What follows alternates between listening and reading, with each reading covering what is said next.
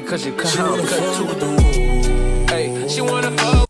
Yo, what's up, guys? I'm back again, making day 2 of the MEPS experience. I know it took me a while. It took me like 2-3 weeks, but at least it's out. At least you'll have the information. And without further ado, let's get straight to it. So MEPS day 2, the part where you really do everything and where you pretty much find out if you're going to be going to the military or not.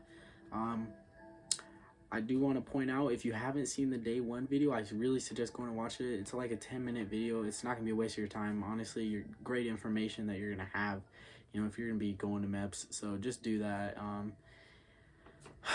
But if not, you know, here's day 2. And so how your day 2 is going to pretty much start is you're gonna wake up at about 4:30 in the morning is what they want you up by, because they want you downstairs to have breakfast by 4:45. But I suggest setting an alarm clock, because they do have a wake-up call in the hotel where they'll call you, I guess, over the phone and tell you it's 4:30, it's time to get up, and that you gotta be downstairs in 15 minutes. But I really highly suggest setting an alarm, because out of the 50 people I went to MEPS with, only about, you know, like 10 of those people actually got a wake-up call.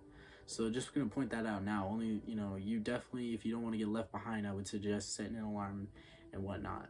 But after that, you're gonna go downstairs, you can get your breakfast. Your breakfast is just gonna be some eggs, fruit, milk, some cereal if you want it. But it's gonna be like a hotel breakfast, okay? It's just like a hotel breakfast. So you eat that, you'll have about 30 minutes to eat that and get all your belongings together. You get all your belongings together, you're gonna go back downstairs, and you're gonna get ready to load up on the buses and the shuttle to take you to the MEP station. For us, it was about only a 20-minute drive to the MEP station, and I'm pretty sure this is concurrent throughout all of the MEPS stations in the United States. But you will begin to do all your stuff at 6 in the morning. So everyone will arrive at 6 in the morning, and that's when we arrived there. We got there at 6 in the morning, and they lined us up outside, and they'll line you up in different rows. I will point out that you will be there with people who are going to be shipping out that day.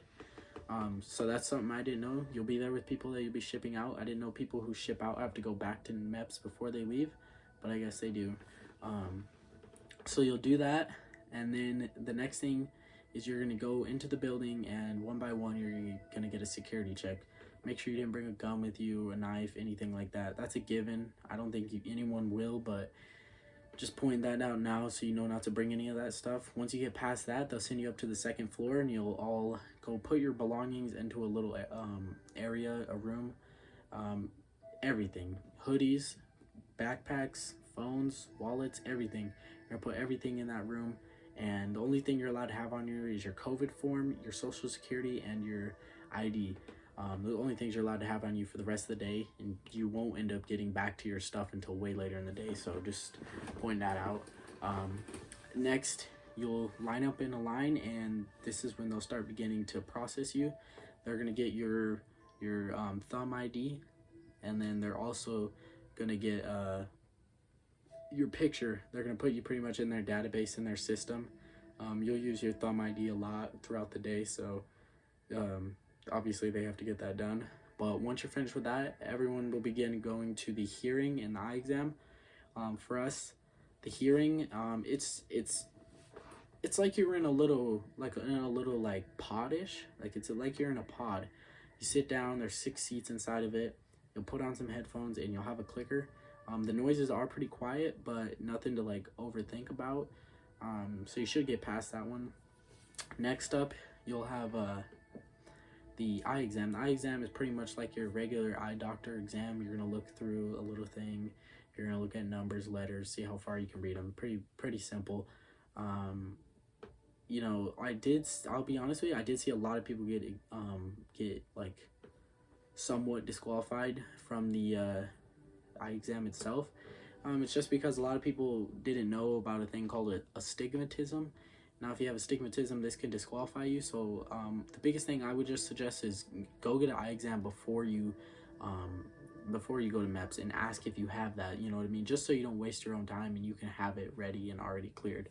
But once you're done with that, they're going to take you into a briefing room, and you'll be briefed for about an hour. And pretty much all they're going to go over is they're going to tell you, oh, you can't lie today, because if you lie, we can send you to jail, fine you, kick you out of the military, everything. Guys, that's them trying to scare you. It's scare tactics. If you came into the day with a story that, you know, you're perfectly fine, you don't have allergies, you don't have any broken bones, nothing like that, then stick to it. Don't change your story just because they're telling you all this. And they have no access to any of your medical records, so don't worry about that, because they don't have any access to it because of the HIPAA law. So just don't worry about that. Don't be the guy who becomes an honest Abe all of a sudden and then snitches himself out. Just don't do that. The next thing you're going to do is you're going to go up to take your blood pressure. It's like the same thing you do at a doctor. They wrap the thing around you, take your blood pressure, nothing to freak out about. And then this is when you'll begin your blood and your urine exam. Now, I will point out before I talk about these, I know I'm kind of saying all of these things one after another, but you usually are waiting about 20 to 30 minutes in between each of these stations to do it. Outside of the brief, you're waiting about 20 to 30 minutes. So just keep that in mind. You're going to be sitting around and waiting a lot, but other than that, so the blood exam. For me, it was the first time ever getting my blood drawn. It wasn't, you know, I kind of overthought it. It really wasn't that bad. It's just a simple pinch. That's all it is. They draw your blood. Don't overthink it, you know, just don't squeeze up, don't tighten up. That makes it hurt even more. So just don't do that. You should be able to get past this. As long as you haven't been slamming any nasty broads or anything and you don't have AIDS, you should be good or whatever.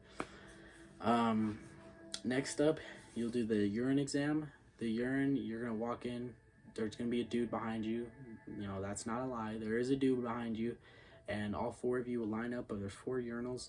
There's not a plastic cover or anything in between. I didn't know that when I was going in until I walked in the room and saw that, but there's no plastic cover. If you look over, you could probably see the dude next to you's meat, so just pointing that out, just be prepared for that. Don't be also the guy who overthinks this either. Just don't be the person who's trying to drink all kinds of water before so you can be prepared for the urine exam, because if you do that, I saw multiple people throughout that day, they weren't able to hold it until the eye exam because they drank too much water, and then they let it all out, and then it just prolonged their day because now they have to wait even longer to, you know, end up taking the, you know, getting their urine sample. So once you're done with that, you're going to go on to the interview. Before you go to MEPS, you'll fill out a packet, you know, saying, no, I've never smoked, no, I don't have a criminal history, no, I never broke bones, anything like that. They're going to interview you on that.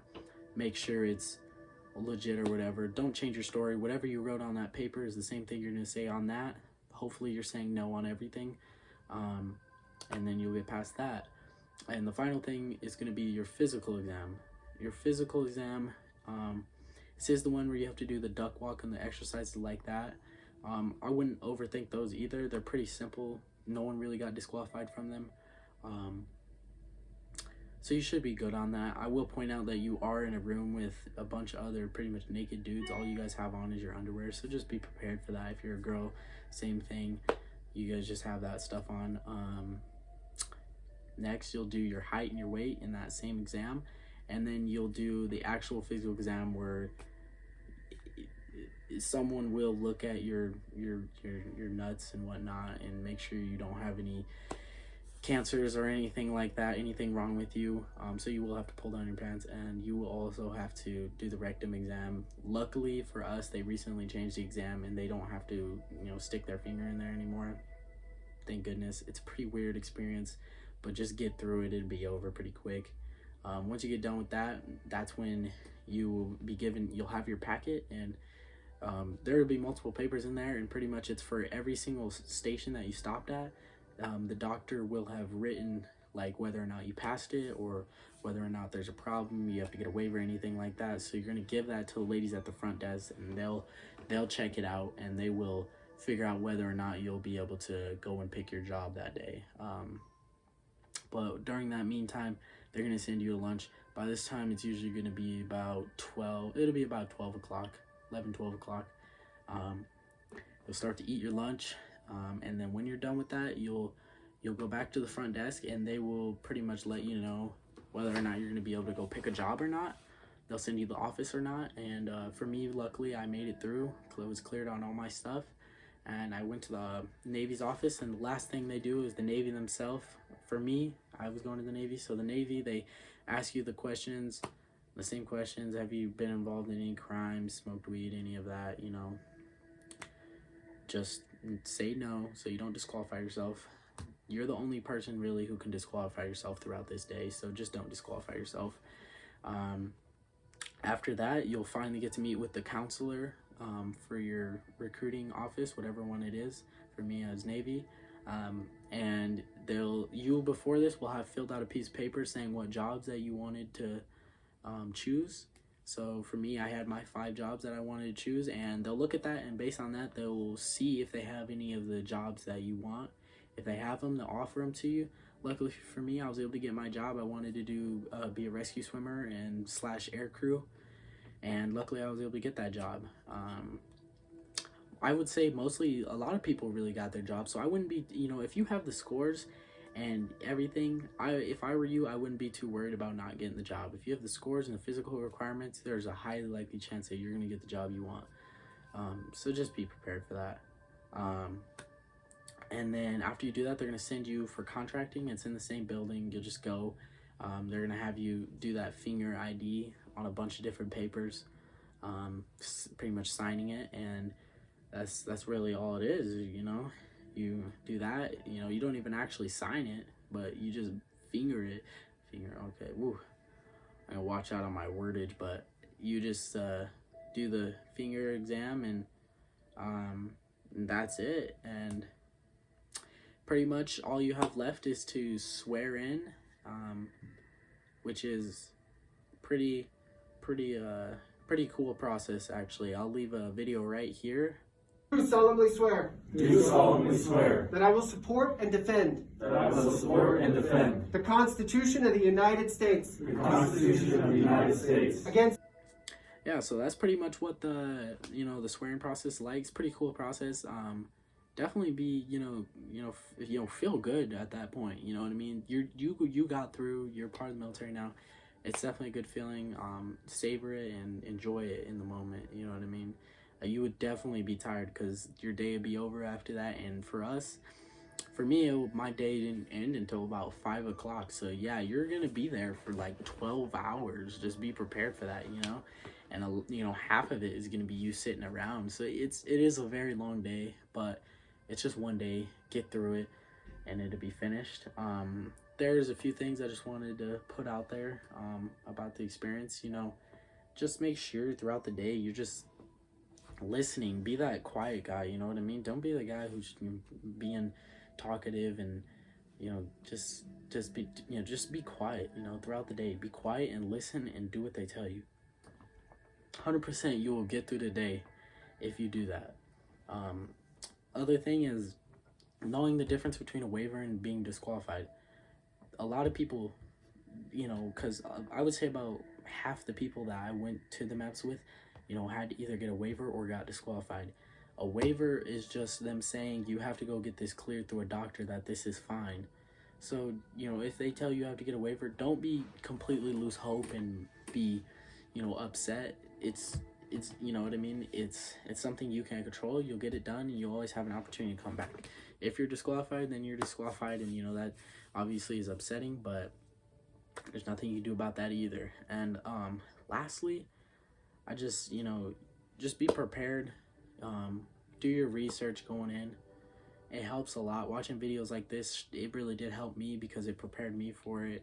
Kind of sucks to go in blind, so if you are watching the video, you're definitely doing yourself good.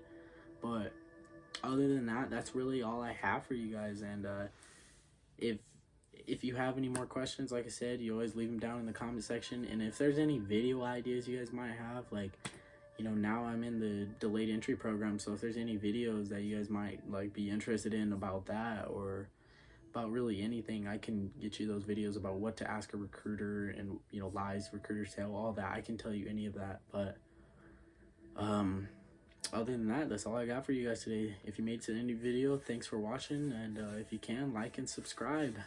Other than that, I'm out. Hey, then I'm feeling so stuck in this bitch. Car broke down, can't fix that shit. I cried at night, I admit that shit.